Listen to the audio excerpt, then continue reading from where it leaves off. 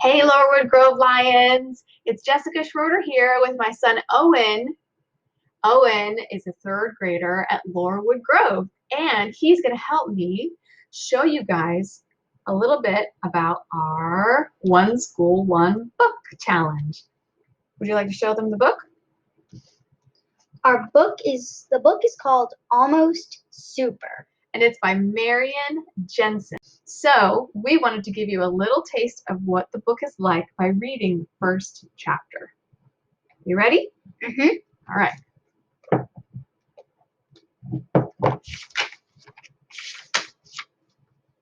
Who gave Great Aunt Sylvia Matilda fizzy lemonade? I woke up on the worst day of my entire life, fully expecting it to be the best day of my entire life. Sometimes life is funny that way, and when I say funny, I don't mean funny as in, ha ha, that's a good joke, thanks for sharing. I mean funny as in someone coming to your birthday party, punching you in the stomach, and then stealing your new puppy. Which I guess is to say it's really not that funny at all. I remember everything about that day, the sights, the sounds, and the smells. More than anything, I remember the sharp stench of burning drapes. I smelled the smoke before I actually saw the fire. My turn. It was Monday afternoon, and I was sitting on the piano bench next to my younger brother, Benny. We were in the living room, surrounded by the rest of my relatives living in Split Rock. Everyone had gathered for the big event. The reason I had cause for alarm was not just the smoke, but because Great Aunt Sylvia Matilda, who sat sleeping peacefully in her wheelchair, had just burped.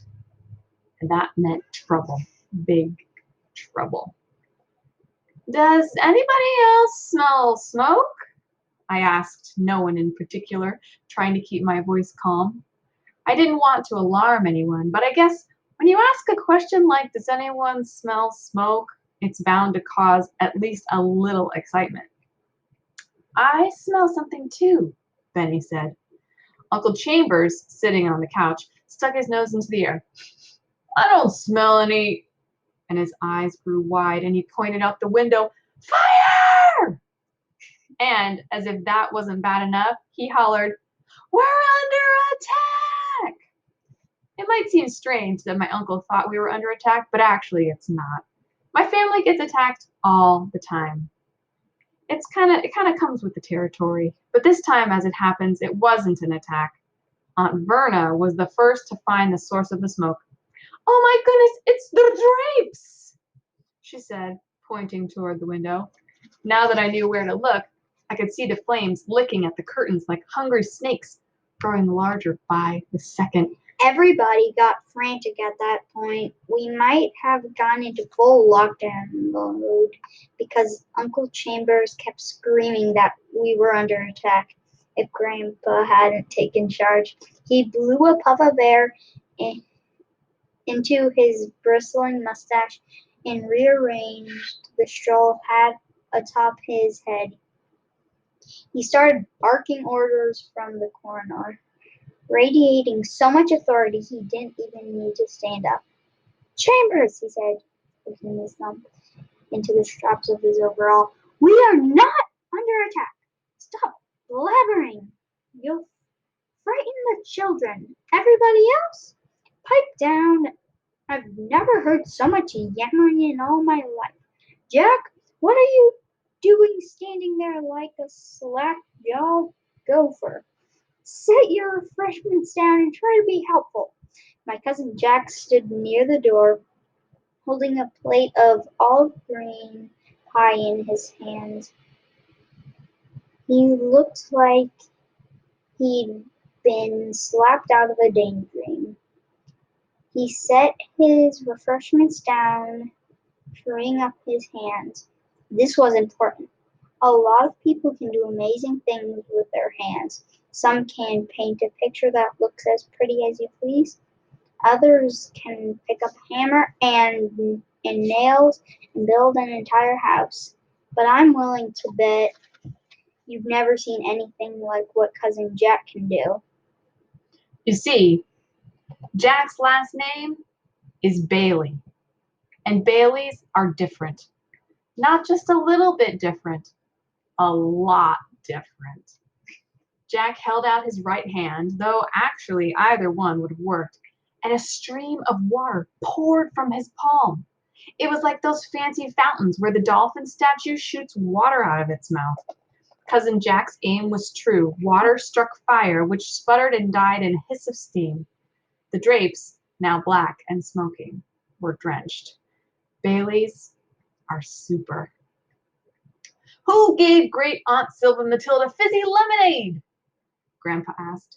He said it in the same way that you would say, who smeared chocolate pudding all over the dog? His face was stern. Didn't I tell everybody the bubbles make her burp? You see, Great Aunt Silva Matilda is a Bailey too. I've been told that in the good old days, she could breathe fire just like a dragon in a fairy tale. She could knock over a supervillain at 50 paces and brown a marshmallow at 100. And though her crime-fighting days are long behind her, as are her s'mores-making days, she still has a little bit of power left. Point her toward the fireplace, will you, Rafter? Grandpa asked me. She'll likely be burping up a storm all afternoon. I got up and wheeled Great Aunt Silva Matilda over to the fireplace, making sure to point her toward the bricks. In spite of all the ruckus, I watched the clock like a hawk. At that point, I still very much believed that today would be the best day of my life. Great Aunt Silva Matilda first burped at 4:02. By the time the fire was out, it was 4:03. And by the time I'd situated Great Aunt Silva Matilda by the fireplace and returned to my seat at the piano, the clock on the wall read 4:04. 19 minutes.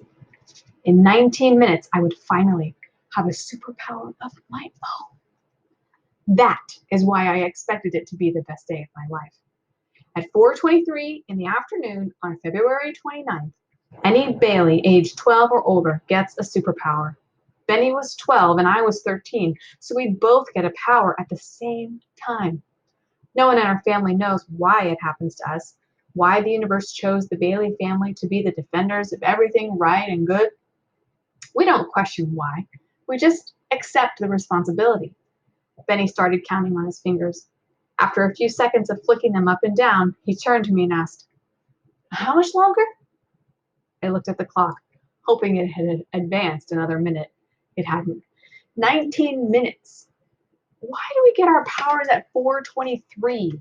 He asked. I wish it were at 4:30. That would make it easier to do the math. Benny brightened. Actually, it would be better if we got our powers at 4:00, because then we'd already be superheroes. Benny flexed his muscles, and I hid a smile. Benny threw the clock a sour look. I think that thing's busted. I'm going to get something to eat. He left the room. I counted the number of superheroes in the living room. There were 11 total, counting Great Aunt Sylvia Matilda. In just a few minutes, we'd have 13. I couldn't help it. I was grinning like an idiot. Benny returned with a plate of traditional leap year refreshments, green olive pie, toasted buckwheat, and a glass of fizzy pink lemonade. 4:08. I couldn't sit still for another 15 minutes. I walked over to the window and looked at the gray sky and the gray snow.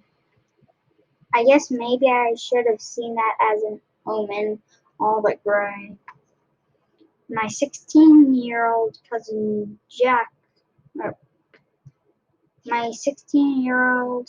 Jessie played with two of my younger cousins. In our family, you aren't told the family secret until you're 10. Old enough to keep it safe. Jessie would keep the two younger children outside while Benny and I got our powers. I walked back and forth in front of the window, kicking absent-mindedly at the pieces of charred curtain. Rafter Bailey! Stop that pacing, Aunt Verna commanded. My goodness, it isn't proper. Aunt Verna, she has a streak of crazy running through her at least a mile wide. She sat on the sofa with her legs crossed and a napkin draped with careful precision on her lap. Her back was ramrod straight, and her graying hair was pulled back into a small, tight bun. Aunt Verna is obsessed with being proper. I thought about pacing more just to annoy her. One of the benefits of having an aunt who acts proper is that if I make her mad, she can't exactly throw me over her knee. That wouldn't be proper. But I didn't want any problems, especially today. So I went back to the piano and sat next to Benny. Grandpa spoke up from his chair. Verna, how are your speech lessons coming along? Oh my goodness, they are simply divine, Aunt Verna replied. You know, the British mastered the concepts of good conduct and grace hundreds of years ago. In only 2 months, I went from sounding like a regular commoner to sounding like a British queen. I mumbled so only Benny could hear. I think she went from sounding like a crazy aunt with an American accent to a crazy aunt with a bad English accent. That made Benny snort and then choke on his olive pie. I whacked him on the back and he recovered. Aunt Verna glared at both of us.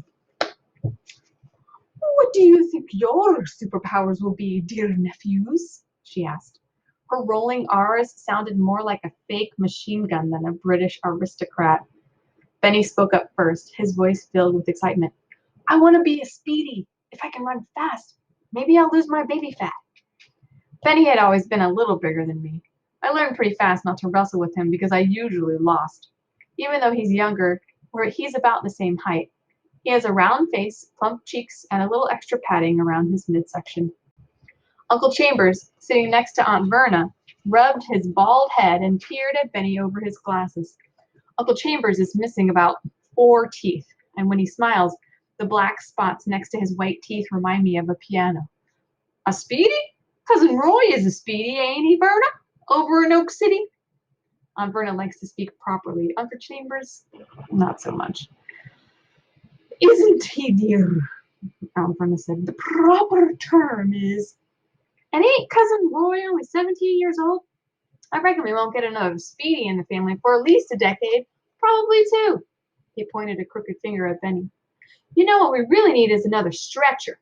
Great Uncle Ike is getting on in years, and he's starting to lose his elasticity. One of these days, I wonder he's going to snap in 2. That won't be fun, I guarantee. I don't want to be around to clean up after that mess. He made a snorting sound and drained his cup of fizzy lemonade. I don't want to be a stretcher, Benny said. They don't get to wear supersuits. And they're stuck in a special ops mission because they're not that good at fighting. I'm going straight to the battles. Well, Uncle Chambers said, I think you'll be a stretcher. He gave Benny a stern look. Benny folded his arms, returning Uncle Chambers with a glare of his own. What about you, Raptor? Aunt Verna asked me. I could have told them the truth. I knew exactly what power I wanted. Grandpa had super strength. He could lift a car as easy as lifting a cat, but his strength was more than just his muscles. He was an anchor. We just had that scare with the fire, and he'd taken care of the situation without having to put down his cup of fizzy lemonade. If a mob of supervillains had come crashing through the front door, Grandpa would have kept us all safe. He would have saved the day. That was the power I wanted, and that is what I wanted to do. Save the day. I had a secret dream that someday my family would be in trouble. Nobody would be able to save them, and then I'd come along. I'd come along and save the day. But I wasn't about to tell all that to Uncle Chambers to have him make fun of me. I'll be happy with whatever power I get, I said. Apparently that was a proper answer because Aunt Verna smiled and nodded. I checked the clock again. 4:14. 9 minutes left. I had to find something to help kill the time. I reached into my pocket and pulled out my phone. Dad had given Benny and me phones an hour earlier. Like a lot of things we own, the phone wasn't exactly normal. I opened up the Bailey Family Locator app, which showed a map of the city. I zoomed in until you could see our neighborhood. Flashing yellow dots showed that all 12 of the Bailey superheroes were gathered at our house, but this app would show me where everyone went, no matter where they were in the city. They'd just put a new cell tower in the city dump, and my reception had improved by leaps and bounds. Mom came in from the kitchen. Ah, we need more lemonade. Her hands glowed blue, and the almost empty bowl sitting on the coffee table floated into the kitchen. Mom left, and a moment later the bowl floated back to the coffee table, filled with pink liquid. Dad appeared in the doorway. Let's get going, he shouted, rubbing his hands together. He turned and faced the kitchen. Everyone into the living room. Hup, hup, look lively. Benny squirmed next to me on the piano bench. It's almost time, he said, his voice quivering with enthusiasm. Rafter, it's almost time. I can't believe it's almost time. I could feel my heart thumping against the inside of my chest. It felt like a trapped animal trying to break out of the cage. The rest of the family began to squeeze their way around the furniture. Rodney, my older brother, came into the room and took a seat. He rested a tablet computer on his knees and poked at it while he waited. Sometimes Mom gets after Rodney for spending too much time on his computers. But since his superpower is all in his brain, he has a good excuse. Rodney manages our family's entire computer network and security system. Anxious murmurs filled the air. It reminded me of the few minutes right before a baseball game starts. Everybody in the stands is watching and waiting, and And you know. that any second the batter is going to approach the plate, the pitcher will throw the ball, and the game will be underway. I checked the clock. 4:21. My stomach lurched. Dad was stuck at the door of the living room. He tried stepping around relatives before he finally gave up and used his power. He floated to the ceiling, hovering to the middle of the room, and then landed gently on the floor. If I didn't mention it, Dad can fly. Dad never passes up the opportunity to make a speech or a lecture depending on the situation. He cleared his throat and the room fell silent. Thank you all for coming, he said. It's nice it's nice it's nice to be surrounded by family on a day like this. It's our hope that with the addition of these new superheroes, we'll finally be able to triumph over our arch enemies, those vile, evil, dirty, rotten supervillains, the Johnsons. Dad shook his fists, and a wave of grunting spread across the room. Several of my relatives shook their fists in reply. I know the name Johnson doesn't exactly sound like the best name for supervillains, but it's all a part of their plan. With a normal name, they fit right in with the regular citizens of the city. It's quite sneaky when you think about it. 422.